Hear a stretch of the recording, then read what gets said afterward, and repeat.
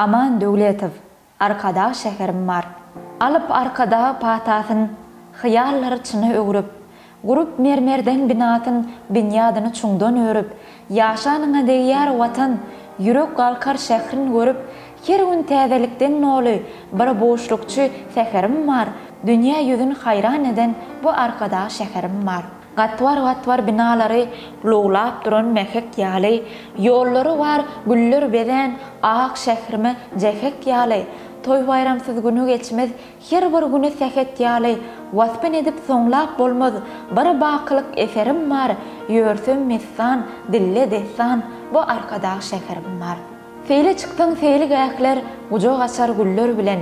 Owazasy dünýä dolan, ýakyn ýatdan iýiller geler. Garşy alar dost çörekli, hoş söz, güler ýüzler bilen. Iklimlary aşyk eden, baky pasly baharym bar. Mehmanlaryna gujak açan, bu arkada şäherim bar.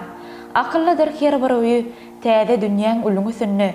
Beýle eşrek ýokdur entek, döwletleriň özü sünni.